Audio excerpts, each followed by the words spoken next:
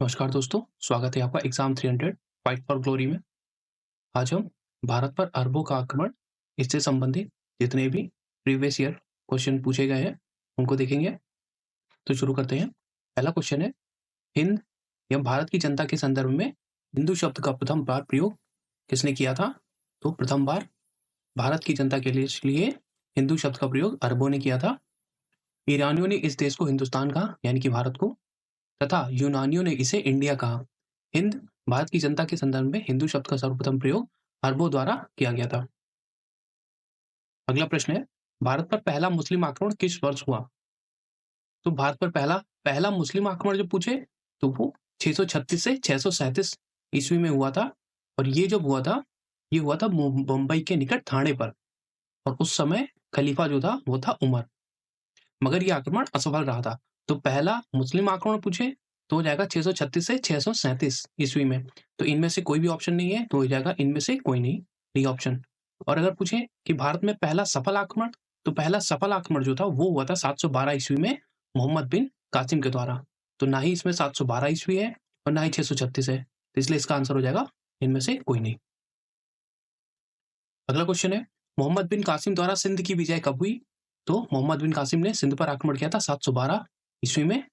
Answer हो जाएगा सी। अगला प्रश्न है, भारत में प्रथम मुस्लिम आक्रमणकारी था? तो प्रथम मुस्लिम आक्रमणकारी मोहम्मद बिन कासिम था। प्रश्नगत विकल्पों में भारत में प्रथम मुस्लिम आक्रमणकारी मोहम्मद बिन कासिम था।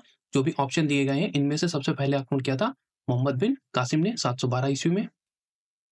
8वीं शताब्दी ईस्वी के प्रारंभ में, यानी 712 ईस्वी में, मोहम्मद बिन कासिम के नेतृत्व में सिंध पर अरब आक्रमण हुआ, किंतु उसका कोई स्थायी परिणाम नहीं हुआ। अरबों का राज्य सिंध और मुल्तान के पूर्व में नहीं फैल सका तथा उनकी शक्ति धीरे धीरे क्षीण हो गई। भारत पर सर्वप्रथम मुस्लिम आक्रमणकारी थे तो कौन थे? अरब थे। भारत पर सर्वप्रथम अरबी मुसलमानों का आक्रमण कब हुआ? 636 से 637 ईस्वी में हुआ। यह आक्रमण खलीफा उमर के समय में बंबई के निकट थाने पर हुआ, परंतु यह आक्रमण असफल था। अगर भारत में पहला सफल आक्रमण की बात करें तो वो था 712 ईस्वी में मोहम्मद बिन कासिम के द्वारा खलीफा अल वाजिद के शासनकाल में यह आक्रमण हुआ था।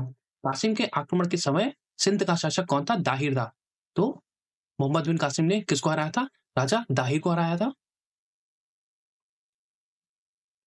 अगला प्रश्न है, चचनामा के अनुसार 6वीं और 7वीं शताब्दी में सिंधु देश की राजधानी क्या थी? तो चचनामा जो कि एक पुस्तक है जिसमें जो सिंध प्रदेश है उसका और अरबों का जो इतिहास है उसका वर्णन है। तो उसके अनुसार 6वीं और 7वीं शताब्दी में सिंधु देश की राजधानी क्या थी? अरोड़ थी। और सिंधु का राजा कौन था उस समय? तो वो था दाहिर। तो दाहिर की राजधानी क्या थी? अरोड़। चचनामा के अनुसार 6वीं और 7वीं शताब्दी में सिंधु देश यानी सिंध की राजधानी अरोड़ थी। याद हो कि चचनामा सिंध के इतिहास से संबंधित एक पुस्तक है। इस पुस्तक में चच राजवंश के इतिहास तथा अरबों द्वारा सिंध विजय का वर्णन किया गया है। तो इस पुस्तक में चच राजवंश के बारे में जानकारी है, इसीलिए इसका नाम चचनामा है। और इस पुस्तक का जो लेखक है वो अज्ञात है, मतलब हमें इसकी जानकारी नहीं कि यह पुस्तक किसने लिखी है। अगला प्रश्न, इनमें से कौन गजनी राजवंश का संस्थापक था? तो गजनी राजवंश की स्थापना किसने की थी? अल्पतगीन ने की थी। गजनी वंश का संस्थापक अल्पतगीन था। गजनी वंश का अन्य नाम यामीनी वंश भी है। आपसे प्रश्न पूछा जाएगा कि गजनी वंश का अन्य नाम क्या है, तो वो है यामीनी वंश और इसका संस्थापक था अल्पतगीन। अल्पतगीन ने गजनी को अपनी राजधानी बनाया। इस समय उत्तर पश्चिम भारत में हिंदूशाही राजवंश का राज्य था, जिसका विस्तार हिंदुकुश पर्वतमाला तक था। यानी कि इंडिया की बात कर रहा है, सिंध प्रदेश की बात कर रहा है, तो उस समय हिंदूशाही राजवंश था। अगला प्रश्न, निम्न में से कौन चंदेल शासक महमूद गजनवी से पराजित नहीं हुआ था? ये बहुत बार पूछा गया ये प्रश्न है, बहुत अच्छा प्रश्न है। तो कौन सा चंदेल शासक था जो महमूद गजनवी से पराजित नहीं हुआ? तो वो थे विद्याधर। महमूद गजनवी का चंदेलों पर प्रथम आक्रमण कब हुआ? 1019 से 1020 के बीच में। उस समय चंदेल वंश का शासक विद्याधर था, जो अपने वंश का सर्वाधिक शक्तिशाली शासक था।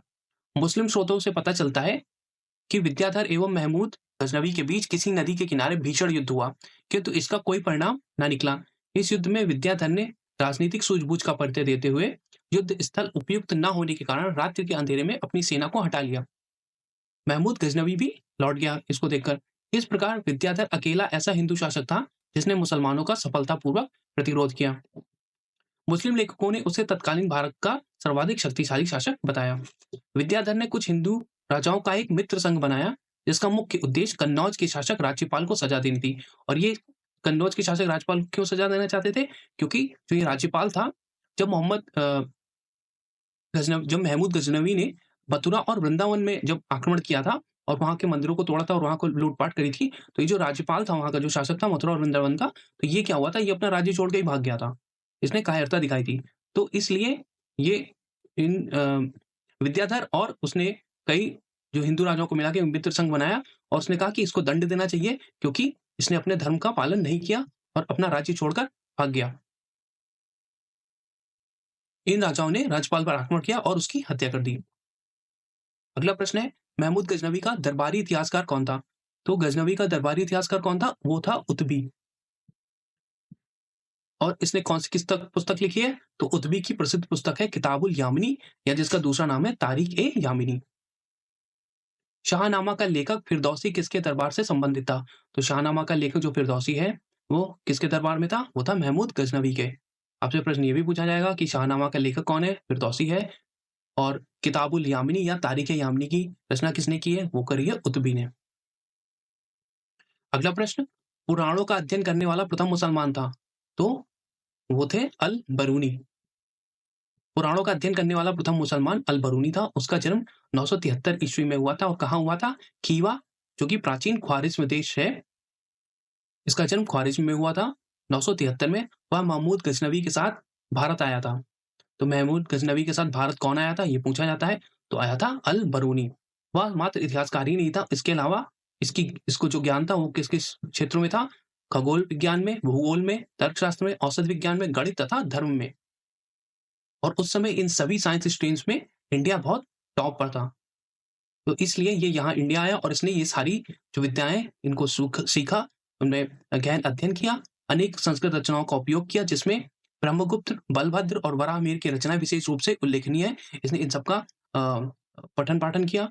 उसने जगह जगह भगवत गीता, विष्णु पुराण तथा वायु पुराण को उद्धृत, यानी उनका एग्जाम्पल की तरह पे इनका यूज किया है। अल बरूनी ने अरबी भाषा में तहकीके हिंद की रचना भी की। तो अल बरूनी की एक पुस्तक है तहकीके हिंद। अगला प्रश्न, महमूद गजनी के साथ भारत आने वाला प्रसिद्ध इतिहासकार कौन था? तो अभी हमने ऊपर ही पढ़ा है, कौन था? अल बरूनी। अल बरूनी भारत आया था तो किसके साथ आया था? गजनी के साथ आया था।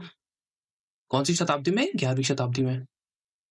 निम्नलिखित कथनों में से कौन अल बरूनी के संबंध में सही नहीं है? तो पहला जो वाक्य दिया है वो है, वह एक धर्मनिरपेक्ष लेखक था। तो वह एक धर्मनिरपेक्ष लेखक नहीं था, यही ऑप्शन सही नहीं है। अगला प्रश्न है, निम्नलिखित में से किसने महमूद गजनवी के हमले के बाद सोमनाथ मंदिर का पुनर्निर्माण किया? तो महमूद गजनवी ने 1025-26 के बीच में सोमनाथ मंदिर पर हमला किया और मंदिर को तोड़ा था और वहां लूटपाट की थी। तो उसका पुनर्निर्माण किया था भीमदेव प्रथम ने। महमूद गजनवी ने सोमनाथ मंदिर पर आक्रमण किया 1025-1026 ईस्वी में। वहां का शासक था भीमदेव प्रथम। महमूद मंदिर से अतुल संपत्ति लूटकर वापस लौट गया। महमूद के जाने के बाद भीमदेव प्रथम ने सोमनाथ मंदिर का पुनर्निर्माण करवाया था। किसने एक तरफ संस्कृत मुद्रा लेख के साथ चांदी के सिक्के निर्गत कराए? तो उस किसके सिक्कों में एक तरफ चांदी में, यानी कि संस्कृत में मतलब लिखा हुआ था, तो वो था महमूद गजनवी। निम्नलिखित में से मध्य एशिया में किस शासक ने 1192 ईस्वी में उत्तर भारत को जीता? तो हमको पता है 1192 में किसका युद्ध हुआ था? तराइन का युद्ध हुआ था। तराइन का युद्ध किसके साथ हुआ था? मोहम्मद गौरी का पृथ्वीराज चौहान के बीच में हुआ था। तो इनमें से ऑप्शन हो जाएगा शिहाबुद्दीन मोहम्मद गौरी।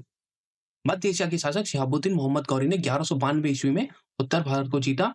शिहाबुद्दीन मोहम्मद गौरी का प्रथम आक्रमण 1175 में मुल्तान पर हुआ। 1205 तक वह साम्राज्य विस्तार अथवा पूर्व विजित राज्यों की रक्षा के लिए भारत पर लगातार हमले करता रहा। 1175 से 76 में मुल्तान और उच्च पर आक्रमण किया उसने। फिर 1178 में उसने गुजरात पर आक्रमण किया। 1191 में पृथ्वीराज चौहान के साथ तराइन की लड़ाई लड़ी। तो तराइन का पहला युद्ध हुआ था, उसमें ये मोहम्मद गौरी हार गया था और पृथ्वीराज चौहान की जीत हुई थी। पृथ्वीराज चौहान ने उसे जाने दिया था, मगर अगले साल 1192 वो फिर आता है और अंधेरे में युद्ध मतलब अंधेरे में इनके ऊपर युद्ध कर देता है। तो इनकी हार हो जाती है पृथ्वीराज चौहान की। तराइन के दूसरे युद्ध 1192 में पृथ्वीराज की हार हुई और उसके साथ ही एक केंद्रीय मुस्लिम राजनीतिक व्यवस्था स्थापित हुई जो बाद तक कायम रही। मोहम्मद गौरी को सबसे पहले किसने पराजित किया? तो सबसे पहले इसको पराजित किया था मोहम्मद गौरी को भीम द्वितीय ने। जब 1178 में मोहम्मद गौरी ने गुजरात पर आक्रमण किया था, तो मूलराज द्वितीय या भीम द्वितीय ने अपनी योग्य एवं साहसी मां नायिका देवी के नेतृत्व में, तो नेतृत्व कौन कर रही थी? नेतृत्व इनकी माताजी कर रही थी जिनका नाम था नायिका देवी, और कौन थे? भीम द्वितीय या मूलराज द्वितीय। इन्होंने आबू पर्वत के निकट गोरी का मुकाबला किया और उसे परास्त कर दिया। यह गोरी की भारत में पहली पराजय थी। तो गोरी की पहली पराजय किसके अगेंस्ट थी? तो नायिका देवी और मूलराज द्वितीय या भीम द्वितीय ने इसको हराया था। कहां पे? आबू पर्वत के निकट गुजरात आक्रमण के दौरान 1178 में। मोहम्मद गौरी ने जयचंद को किस युद्ध में पराजित किया? तो जयचंद को हराया था इन्होंने चंदावर के युद्ध में, जो कि हुआ था 1194 में। तो तराइन के दूसरे युद्ध के 2 साल बाद चंदावर के युद्ध में मोहम्मद गौरी ने कन्नौज के गाढ़वाल राजा जयचंद को पराजित किया था। अगला प्रश्न, निम्नलिखित नामों को कालानुक्रम में व्यवस्थित करिए। तो ठीक है, क्रोनोलॉजी देखनी है हमें। पहला चंगेज खां, मोहम्मद गजनवी, तीसरा है मोहम्मद गौरी और चौथा है तैमूर। तो महमूद गजनवी हमको पता है कि 998 से 1027 तक इसने आक्रमण किए भारत पर। उसके बाद मोहम्मद गौरी ये 1175 से 78 चालू होता है, 1191-92 में ये तराइन का युद्ध लड़ता है। जो तैमूर था ये शायद 1398 या 1498 में आता है, और चंगेज खां जो था ये आया था 1221 में। हाँ, मंगोल तैमूर 1398 में। तो ऑप्शन हो जाएगा 2, 3, 1, 4। तो पहले महमूद गजनवी हो जाएगा, फिर मोहम्मद गौरी हो जाएगा, फिर चंगेज खां आएगा, फिर तैमूर आएगा।